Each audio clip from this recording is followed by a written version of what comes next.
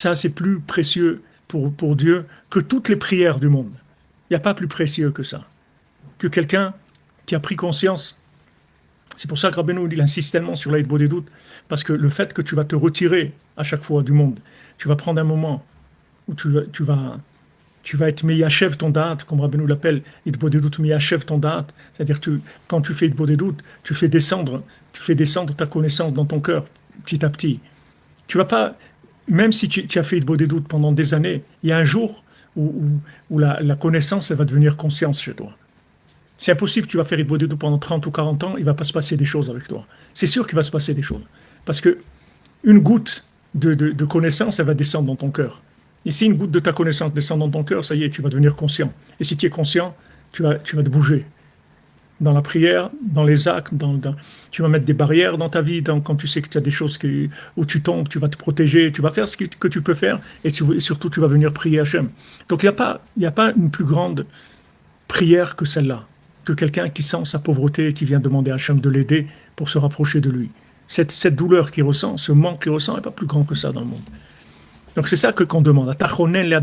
Toi, tu fais pitié, tu as pitié de l'homme, tu lui fais cadeau de la conscience. La conscience, c'est un cadeau d'Hachem. Tu peux avoir toutes les connaissances du monde. Si tu n'as pas de conscience, tu n'as rien. Tu n'as rien. Tu n'as rien du tout. Tu n'as rien fait. Qu'est-ce que tu vas faire avec cette connaissance-là? Tu vas faire du cinéma, tu vas faire quoi? Tu vas rien faire avec. Si tu n'as pas de conscience, tu n'as pas de vie. La vie, c'est la conscience. Ton degré qu'on peut te mesurer de combien tu es vivant, c'est ton degré de conscience. Il y a des gens, il y a des niveaux, comme je vous dis, comme le gang de Vina, le Shabbat, quand il touchait quelque chose qui était mouktsé, même sans s'en rendre compte, il s'évanouissait tout de suite. Même s'il n'avait pas vu, il touchait avec son coude, sans s'en rendre compte.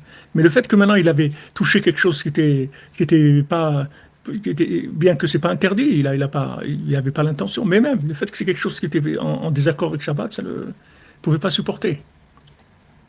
Il ne pouvait pas supporter. Un des tzadikim, quand il voyait des choses qui n'étaient pas selon la volonté d'Hachem, il vomissait, il ne pouvait pas supporter. Ils arrivaient à un niveau de sensibilité dans la conscience qu'ils ne pouvaient pas supporter le mal. Insupportable. C'est à ça qu'il faut arriver. Il faut arriver à ne plus supporter le mal qu'il y a en nous.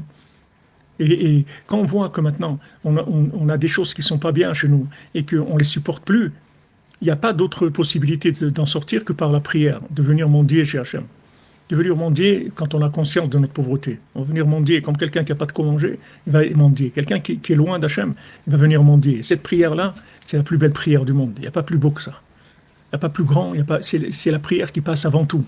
Donc vous voyez que en fait, c'est ça qu'Hachem il attend de nous. Le top de ce qu'il attend de nous, c'est ça. C'est qu'à un moment, on est tellement mal de ne pas être en accord avec lui dans notre vie qu'on ne supporte plus. On commence à prier vraiment de tout cœur avec des larmes. Et à ce moment-là, Hachem il donne.